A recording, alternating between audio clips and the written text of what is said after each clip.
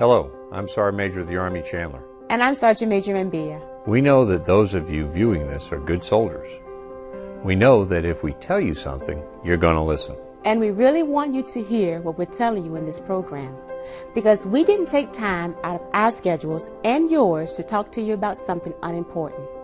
The fact of the matter is that there's a serious threat to our Army and our soldiers, To our operational readiness, to your ability to carry out your duties.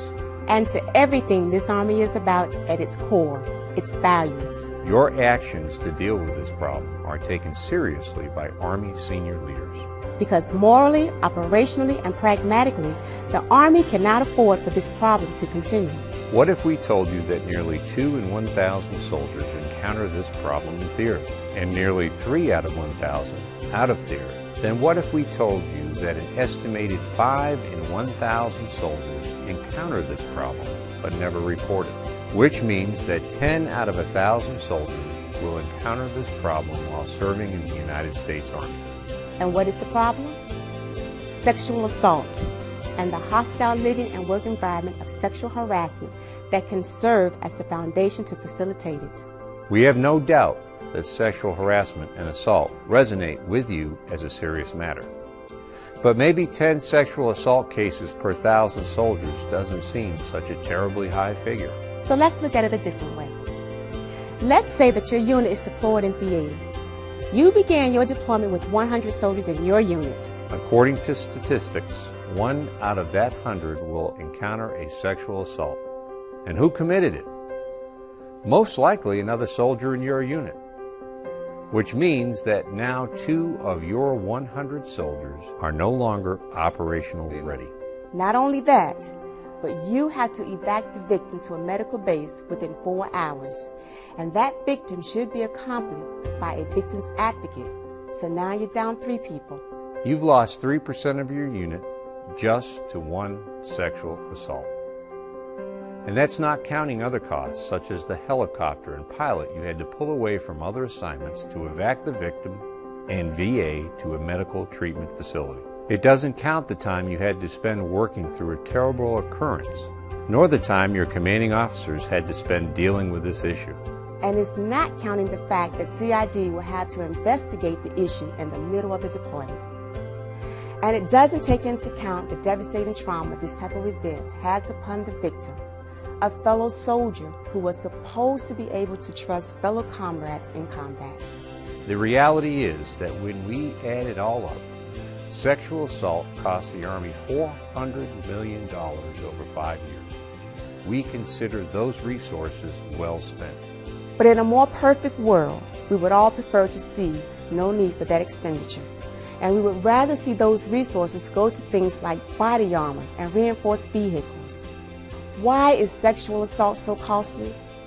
Consider the loss of the investment the Army made to recruit and train the victim, a soldier who might not be able to continue with regular duties. Consider the costs of treating the victim, of investigating the assault, of prosecuting the perpetrator.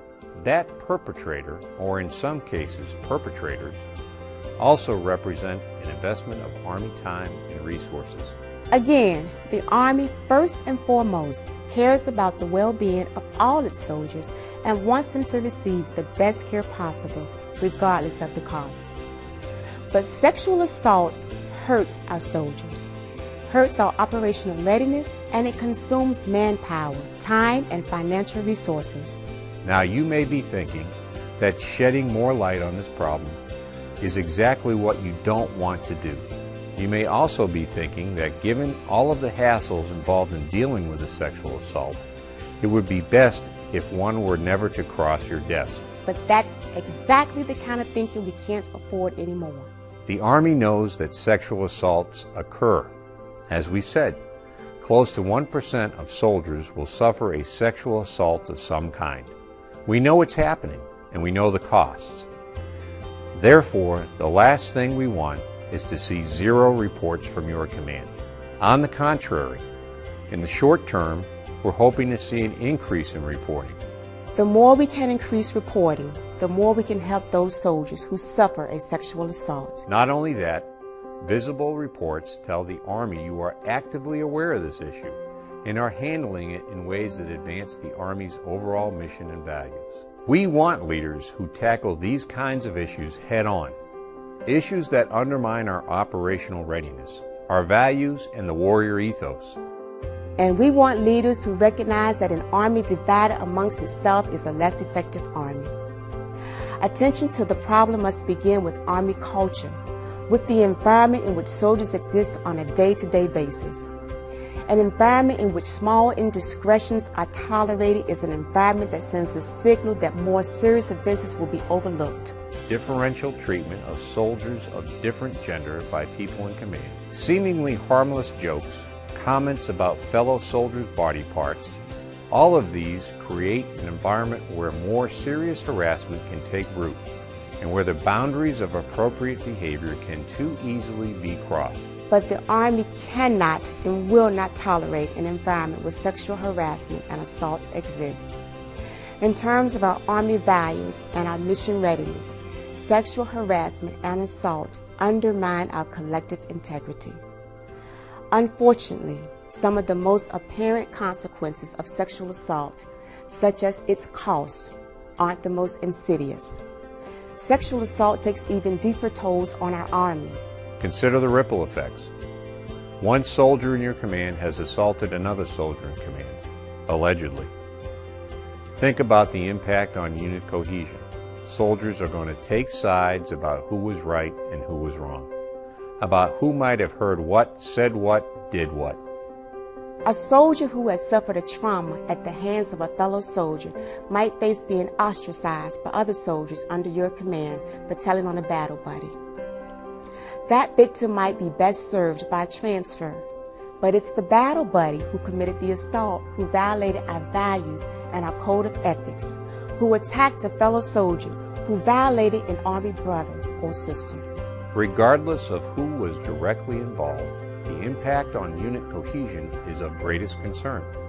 If soldiers don't trust one another, if they don't feel as though they have one another's backs, then their effectiveness as a fighting force will diminish. Not only that, but if they don't trust that the Army will safeguard those who have suffered a trauma and prosecute those who have acted immorally, then their faith in the Army as an institution will be undermined. The soldiers in your command need to see that the Army has their back, and that it stands for something, and that sexual assault has no place here. They need to know that they can trust in you and trust in the Army. Failing to handle a sexual assault case properly puts that trust at risk. A trust that suffers with even the smallest infraction of respect for one another as fellow soldiers. They need to know what this Army really stands for, and that we will stand together against anything that objectifies or disrespects a fellow soldier. More than anything else, sexual assault undermines our Army values. It undermines our integrity as an institution if we don't uphold what we stand for and what's right. It obviously undermines the integrity of those who commit the assault, and we need to affirm the integrity of those victims with the personal courage to come forward and report what has happened to them. We have to display the kind of loyalty to the soldiers in our command that makes us worthy of their respect, and that models the kind of loyalty and respect that they should show for one another. If we truly believe that we shouldn't leave a fallen soldier behind, then we must place the highest value of carrying assaulted soldiers to a place of security, trust, and treatment. Putting it most simply, sexual assault violates everything the Army stands for. To review, an estimated 1% of all soldiers encounter some form of sexual assault. The toll it takes on the specific soldiers involved has operational impacts the Army cannot afford. Sexual assault consumes valuable time and resources. It costs approximately $400 million over 5 years. It leads to the removal of those soldiers involved from attending to their assigned duties and contributes to the breakdown of unit cohesion. Worst of all, it violates the values we live by as soldiers, the values the Army stands for. For these reasons, the Army wants to see all of its leaders take the proper steps to address the issue of sexual assault before it becomes a larger problem. and it wants to see an increase in reporting so that soldiers who are affected by sexual assault get the attention they deserve. Please give careful consideration to what follows, as it will help you understand how to address the problem when deploying to theater. Thank you.